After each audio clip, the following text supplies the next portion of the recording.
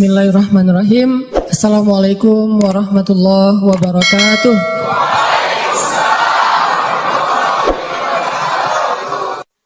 Kita akan ngebahas teknis untuk bisa menghijrahkan status dengan melobi langit dengan doa.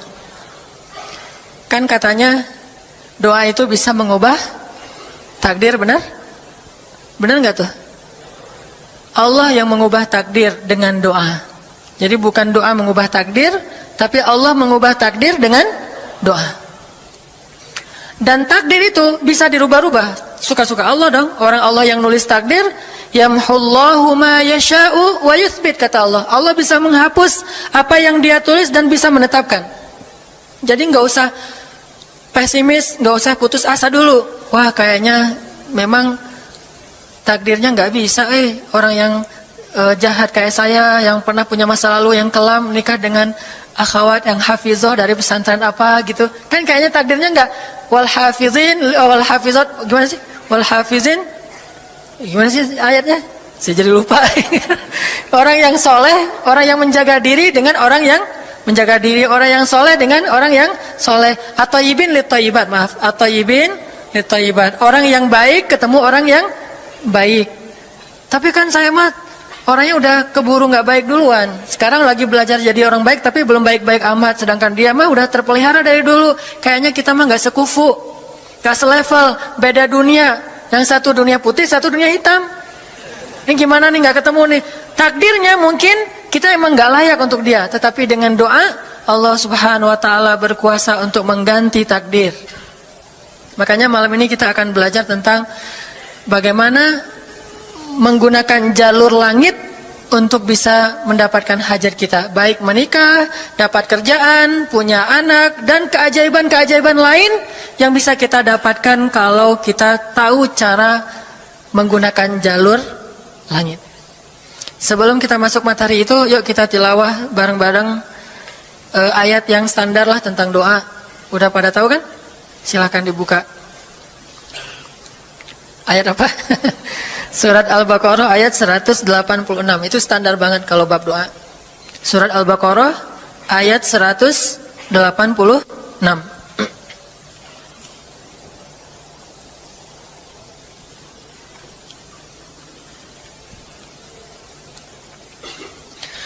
A'udzu billahi minasy syaithanir rajim. Enggak?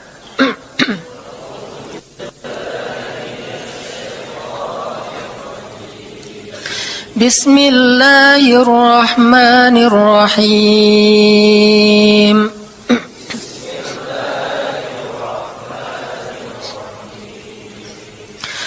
Wa idza sa'alaka 'ibadi 'anni fa inni qarib.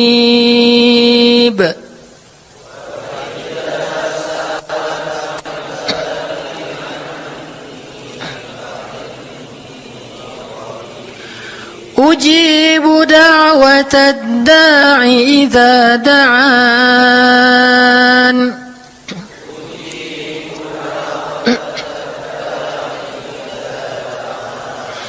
Falyastajibu li wal yu'minu bi la'allahum yarshudun.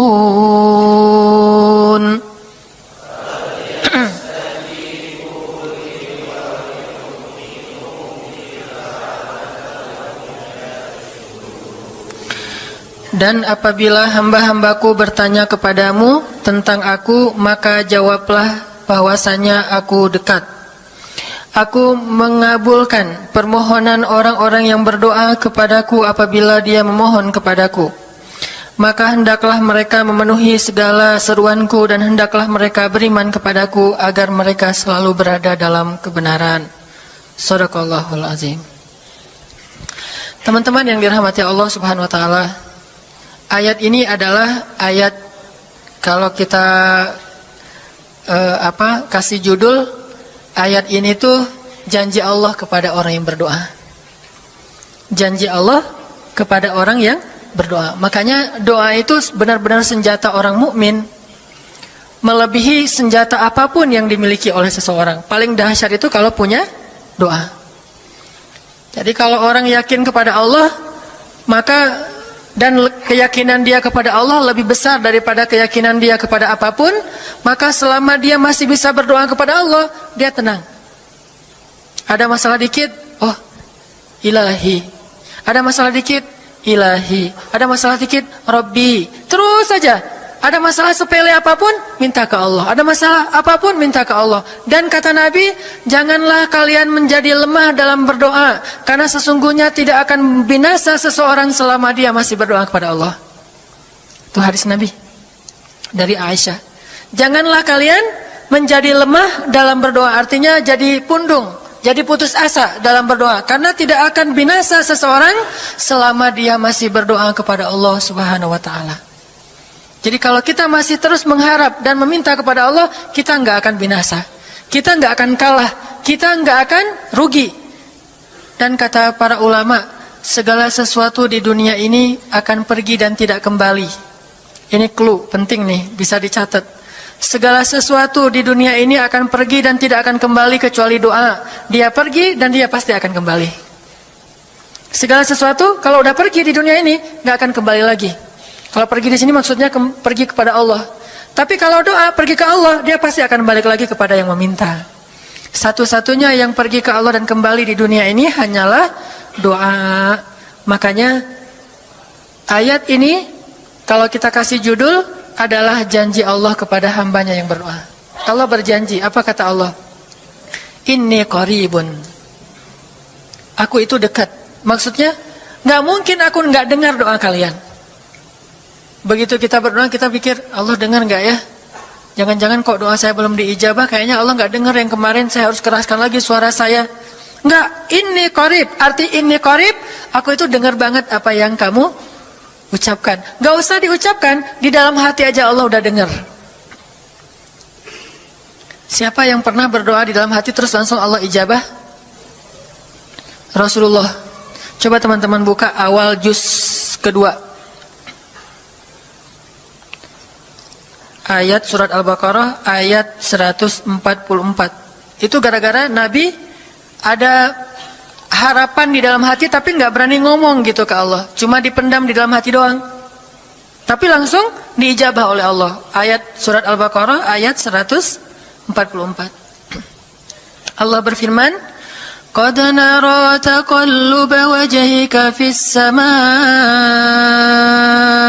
فلنولينك قبلة ترضاها فول وجهك شطر المسجد الحرام وحيث ما كنتم فولوا وجوهكم شطره وإن الذين أوتوا الكتاب ليعلمون أنه الحق من ربهم وما الله بغافل عما يعملون. Jadi ceritanya orang Yahudi suka menghina kaum muslimin gara-gara orang Islam kalau sholat waktu itu masih menghadap ke Al-Aqsa, Palestina. Jadi kata orang Yahudi itu, lihat orang Islam mah fake, suka niru. Kita sholat menghadap Al-Aqsa, mereka sholat menghadap Al-Aqsa. Berarti agama mereka itu adalah agama yang meniru agama kita, nggak original. Sering diperolok-olok, setiap kaum muslimin sholat dihina sama mereka. Akhirnya Nabi ngerasa sedih. Wah, gimana ya caranya? Sehingga setiap sore Nabi berdiri di suatu bukit, kemudian lihat ke langit. Cuman nggak ngomong, gini aja ke langit. Membatin, bayangin. Pernah nggak teman-teman membatin ke Allah? Ini yang harus kita coba lakukan. Belajar membatin kepada Allah. Itu romantis banget. Jadi duduk sendiri, Allah, ngomong gitu dalam hati. Dan yakinlah ini qarib, Allah tuh dengerin. Jangan pikir saya kayak ngomong sendiri, kayak orang kurang waras. Enggak, Allah itu mendengar. Jadi kita batin aja sama Allah, ngomong dalam hati. Ya Allah, saya tuh lagi gini, ada masalah. Ngomong dalam hati kita. Please Allah, please gitu ya. Nah, itu kalau kita membatin, inni qaribun wa asirru qaulakum aw ijharu bih innahu alimun bidzatis sudur. Jadi Nabi nggak enak mau ngomong, ya Allah tolong dong pindahin kiblat dari Masjidil Aqsa ke Masjidil Haram. Soalnya daripada dikata-katain melulu sama orang Yahudi, mau ngomong kayak gitu tuh nggak enak sama Allah. Malu Rasul ke Allah. Masa kiblat aja minta dipindahin. Akhirnya Nabi cuma ngelihat ke langit aja tiap hari. Udah selesai pulang. Besok lihat lagi ke langit. Turunlah ayat ini. Sesungguhnya kami telah melihat bagaimana kamu selalu menengadahkan wajahmu ke langit, maka kami palingkan kiblat ke arah yang kamu sukai. Coba lihat. Turun wahyu untuk merespon doa Nabi yang bahkan belum diverbalkan, belum diucapkan dengan kata-kata, tapi Allah udah ngerespon. Ini kan keajaiban doa nih. Cuman kita seringnya ngerasa udah minta berkali-kali kok nggak dikasih-kasih. Kita belajar sekarang. Rasul nggak usah minta pakai verbal, cuman membatin doang dalam hati, Allah udah ngasih. Pernah nggak teman-teman ngerasa kayak gitu? Ada kepengen sesuatu, tiba-tiba terwujud. Pernah kan? Tapi kepengennya yang baik-baik. Pengen misalnya, aduh saya pengen banget umroh, cuman mau ngomong kayak gitu mah, saya mah orangnya kayaknya nggak mungkin bisa umroh kalau ngandalin harta. Orangnya nggak mampu, kerjanya juga pas-pasan, gimana mau umroh, untuk makan aja susah. Tapi pengen banget dalam hati kita. Dan itu rindunya tuh rindu banget. Setiap kali ngelihat video atau tayangan di TV tentang umroh dan haji, menitikkan air mata, saking kangennya ke Baitullah. Allah tahu itu dalam hati kita. Tiba-tiba ada jalan. Ada aja jalannya. Dan bisa dikasih sedekah, bisa juga hadiah, bisa juga door prize, bisa juga macam-macam. Pokoknya ada jalan aja, tiba-tiba bisa umroh. Dan saya sering banget membawa orang umroh. Di antara jamaah itu selalu ada 1 atau 2 orang yang umrohnya itu miracle, keajaiban dari Allah.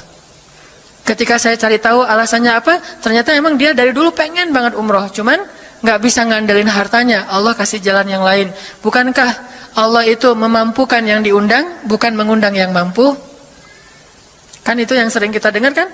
Allah tidak mengundang yang mampu, tetapi memampukan yang diundang. Kalau udah Allah undang, pasti mampu. Kalau Allah nggak ngundang, walaupun dia mampu nggak akan bisa. Jadi Allah bukan mengundang yang mampu, tetapi memampukan yang diundang. Sehingga kita kalau hati kita kayaknya pantas diundang, Allah undang tuh. Begitu juga dalam urusan rezeki. Aduh, saya pengen kerjaan yang kerjaannya itu lebih halal, lebih nyaman, bisa sholat berjamaah tepat waktu, ada waktu juga buat keluarga, bisa juga berdakwah ke teman-teman. Akhirnya membatin kita itu karena kuat banget, Allah wujudkan.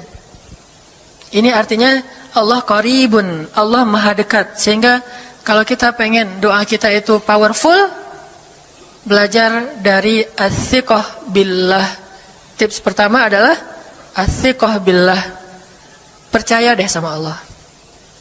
Percaya sama Allah. Jangan berdoa dengan ragu-ragu. Kayak kita datang kepada seseorang untuk minjem duit, tapi kita ragu, dia nih kayaknya orangnya susah kalau dipinjemin. Kalau minta dipinjemin gitu. Ini saya lagi ada masalah dikit nih, boleh minta bantu nggak? Apa? Gimana ya ngomongnya? Susah ngomongnya tuh, ragu-ragu gitu kan ya. Akhirnya kita ngomongnya tuh nggak enak, nggak nyaman, membuat dia juga ngasih ke kita juga ragu-ragu. Akhirnya nggak nyaman tuh hubungan kita sama dia. Tapi kalau kita yakin banget sama dia orangnya baik, kalaupun dia nggak ngasih dengan cara yang kita minta, kita yakin bahwa dia tuh pasti akan nolong kita. Sehingga kita akan curhat masalah kita itu dengan tulus. Bahwa kita punya masalah kayak gini-gini, bukannya kita mau minta-minta, cuman sifat dari manusia itu saling tolong-menolong. Kita beritahu masalah kita, dan kita yakin dia pasti akan nolong kita. Kalau nggak bisa ngasih duit, dia akan minta tolong kepada orang lain yang mungkin bisa membantu kita. Dia akan ngasih link, dia akan memediasikan kita. Oh, aduh maaf ya, saya juga lagi sekarang lagi butuh uang. Ini lagi nabung-nabung juga, sama kita mah lagi sama-sama pengen hijrah status. Cuman nih saya kenal ada temen nih yang dia alhamdulillah orangnya tuh suka banget bantu orang lain. Mungkin saya bisa merekomendasikan, saya bisa bantu kamu, ayo kita jalan bareng, ngomong sama temennya. Pokoknya kita yakin dia bisa nolong. Nah kalau kita yakin, percaya sama Allah, Allah itu gak butuh perantara. Allah bisa nolong kita dengan cara apapun. Walaupun takdirnya udah ditulis, kamu tuh gak akan punya istri sampai meninggal dunia. Ya Allah, masa gitu sih? Gak akan punya istri. Ya Allah, tapi gimana, masa saya mau hidup sendiri terus? Kamu gak akan punya istri, kata malaikat teh. Ini orang doanya katakan malaikat dengerin doa kita ya. Kalau di hati malaikat nggak tahu, tapi kalau di lisan kita doa, ya Allah, beri saya seorang suami yang benar-benar bisa mendidik agama saya. Kata malaikat, Neng, ganti doa yang lain aja tuh Neng. Itu mah takdirnya udah ditulis, Neng nggak akan punya suami. Kata malaikat. Kita mah walaupun malaikat ngomong gitu, biarin aja. Ya Allah, Engkau Maha Rahman, Maha Wadud, Engkau bisa mengubah takdir. Kata malaikat, ya juga sih. Cuman takdirnya udah ditulis, Neng. Ya Allah, terus aja. Tiba-tiba, tok, Assalamualaikum, Waalaikumsalam. Ayahnya nemuin, ternyata pas kita nguping dari kamar, wah itulah calon pangeran kita yang datang untuk melamar kita. Calon raja, calon imam. Malaikat heran-heran, wah subhanallah nih, si Enang ini gak putus asa dalam meminta. Kita juga gitu, doa aja terus. Walaupun takdirnya sudah ditulis, karena Allah bisa mengubah takdir lewat doa dan harapan. Masih ingat cerita seorang ibu di zaman Nabi Musa dulu? Yang datang kepada Nabi Musa bilang, ya Nabi Allah, ya Kalim Allah, saya gak punya anak, udah tua kayak gini, bisa gak ya? Saya minta tolong Nabi Musa doa kepada Allah supaya saya punya anak. Kata Nabi Musa, bisa aja sih, nggak apa-apa ibu. Ya udah saya doain, ya Allah, ini ada ibu minta anak. Kata Allah, ya Musa bilang ke dia nggak akan punya anak, itu sudah takdirnya. Kata Nabi Musa, ibu maaf, udah ada jawaban nih dari Allah. Gimana ya Nabi Musa? Allah bilang takdir ibu nggak akan punya anak. Oh gitu ya, ya udah deh pulang. Sampai di rumah, ya Rahim, doa aja terus. Besok datang lagi, karena dia pengen tahu kabar dari langit. Nabi Musa itu bisa bicara ke langit. Ya Nabi Allah, saya mau tahu nih, kira-kira Allah sudah memperkenalkan belum ya permintaan saya? Permintaan apa? Pengen punya anak. Tapi kan kemarin udah, kata Allah takdirnya nggak akan punya anak. Ya coba aja dulu sekali lagi, siapa tahu sudah mau. Sekarang Allah memperkenankan. Wah ini benar-benar dia husnuzan sama Allah, siqah, percaya sama Allah. Nggak percaya kepada yang lain, percaya sama Allah aja. Nabi Musa karena udah terus aja direngekin minta gitu, Nabi Musa bilang, ya Allah, ini ada ibu yang kemarin, gimana dong ya Allah? Kata Nabi Musa, kata Allah, ya Musa, takdirnya dia nggak akan punya anak. Bilang sama dia, ibu, udah terima aja takdir ibu nggak akan punya anak. Oh ya, pulang lagi. Ya Rahim, terus saja sepanjang malam, sepanjang hari doa, berhari-hari datang lagi kepada Nabi Musa. Ya Nabi Allah, udah berubah belum? Udah mau belum Allah ngasih saya anak? Kan udah kemarin takdirnya, tapi coba lagi sekali lagi aja. Nabi Musa minta lagi ke Allah, kata Allah masih yang sama, pulang lagi, nggak datang lagi ke Nabi Musa. Setelah beberapa bulan datang bawa bayi. Assalamualaikum, sudah semangat sekarang, beda gitu ya. Kalau dulu Assalamualaikum, melas gitu ya. Sekarang Assalamualaikum, hai Musa. Kata ibu, ibu yang kemarin? Ya itu siapa? Anak saya. Anak ibu? Anak kandung maksudnya, bukan nyuri. Nggak, anak kandung saya ini Nabi Musa. Wah, Nabi Musa nggak wah sih, subhanallah kalau Nabi Musa. Kalau saya mah wah gitu ya. Kalau Nabi Musa, masya Allah. Nabi Musa tanya ke Allah, ya Allah, itu ibu yang kemarin katanya takdir nggak akan punya anak, kok bisa punya anak? Ceritanya gimana Allah? Ceritain dong. Saya kok nggak update gitu informasinya, kata Nabi Musa. Allah ngasih update. Kata Allah, Musa, setiap kali aku bilang dia nggak akan punya anak, dia terus berdoa dengan menyebut ya Rahim, ya Rahim. Allah itu kan senang banget dipuji, dan Allah lebih berhak untuk dipuji. Kalau kita senang dipuji nggak baik. Kalau Allah senang dipuji, emang punya hak untuk dipuji kan? Allah senang dipuji.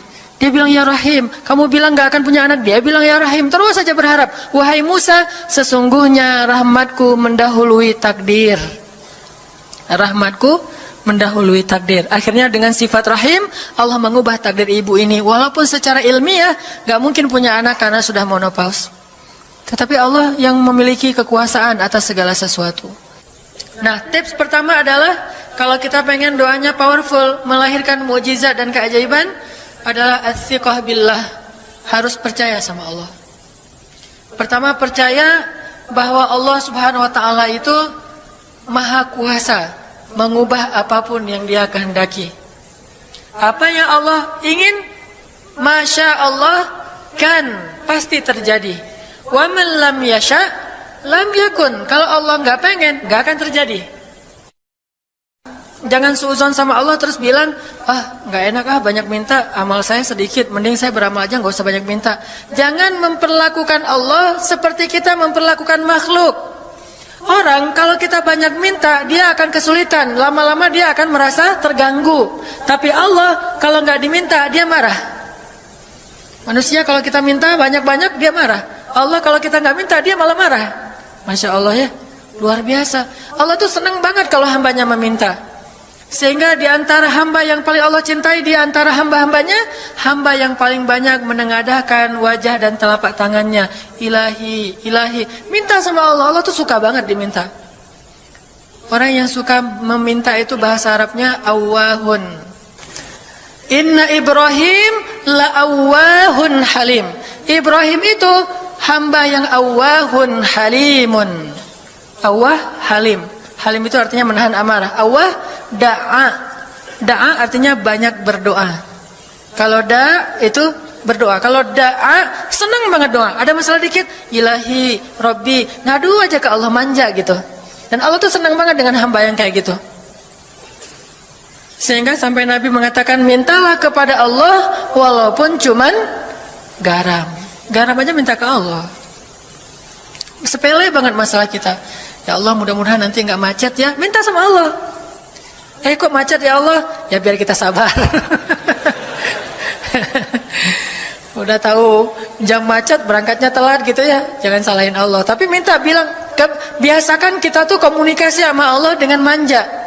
Ya Allah, mudah-mudahan saya bisa jawab ujiannya. Udah belajar sih ya Allah, cuma nggak tahu kan semuanya di tanganmu. Minta ke Allah. Bismillahirrahmanirrahim. Makan ya Allah, ini rezeki darimu. Makasih ya. Makan.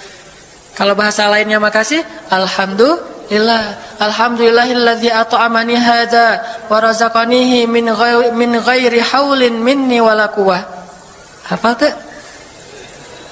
Kalau nggak hafal, udah aja bismillah lah. Alhamdulillah gitu. Bismillah ya Allah, Masya Allah ini rezeki darimu. Udah selesai makan, udah sendawa gitu. Alhamdulillah, Allah baik banget. Ngomong sama Allah, sering-sering komunikasi sama Allah. Dan Allah itu wa huwa ma'akum aina ma kuntum. Dia bersama kalian dimanapun kalian berada. Bersama ya, bukan ada. Kalau ada itu beda. Allah di mana-mana itu beda. Tapi Allah bersama kalian itu artinya Allah melihat, Allah mendengar, Allah menyaksikan, Allah mencatat, Allah maha menilai bersama kita. Kalau ada, dia bertempat. Sehingga nanti kalau ada anak bilang, "Mah, Allah di mana?" Allah ada di mana-mana, Dek. Tadi dia malah karena cerdas, kalau gitu di WC juga ada, kan nggak boleh kan? Ini jawaban yang keliru, kurang filsafat. Allah itu bukan ada di mana-mana. Allah bersama kita dimanapun kita berada. Itu beda. Kalau bersama, ma'iyah artinya Allah melihat, menyaksikan, mendengar, menghargai, dan terus memelihara dimanapun. Sehingga nggak usah khawatir bahwa ini mah nggak di masjid, nggak apa-apa. Selama bukan di tempat yang najis, seperti di kamar mandi atau di mana yang tempat-tempat yang nggak boleh, kita itu mah nggak. Tapi yang di tempat yang umum, di pasar, di jalan, lagi di kendaraan, di dalam masjid, di luar masjid, Allah, ilahi, Rabbi. Kalau perlu lebih manja lagi, pakai irama dikit. Allah, gitu. Kayak orang manggil temennya gitu. Atau kita miss call Allah dulu. Ya Allah, udah nggak ngomong apa-apa. Itu miss call. Miss call Allah. Ngapain miss call? Caper, kangen sama Allah. Allah, gitu lagi. Itu zikir kan? Allah, Allah, Allah. Kata Allah, ada apa hambaku? Allah lagi. Terus saja Allah di miss call berkali-kali. Pas Allah buka, wah 100 miss call. Allah 100 kali zikir. Udah 100 kali miss call, Allah yang telepon balik. Ada apa hambaku? Wah, ditelepon sama Allah. Lewat kejadian-kejadian hidup, tiba-tiba ada kejutan dari Allah. Langsung bilang sama Allah, thanks Allah. Kan romantis tuh sama Allah. Jangan cuma sama cewek doang bilang thanks, segala macam bahasa-bahasa yang keren. Sama Allah juga harus keren. Tapi setelah thanks, alhamdulillah, karena itu yang paling baik. Intinya harus percaya sama Allah. Allah tuh senang banget didoain, kita berdoa kepadanya gitu. Allah tuh senang. Terus makna percaya sama Allah juga, kita percaya bahwa Allah itu nggak akan ngecewain orang yang berdoa.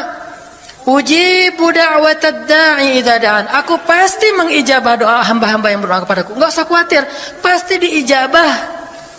Tapi kok masih belum aja Ustadz? Nah, kita harus belajar apa itu makna diijabah. Jangan-jangan Allah udah mengijabah, kita nggak ngerti.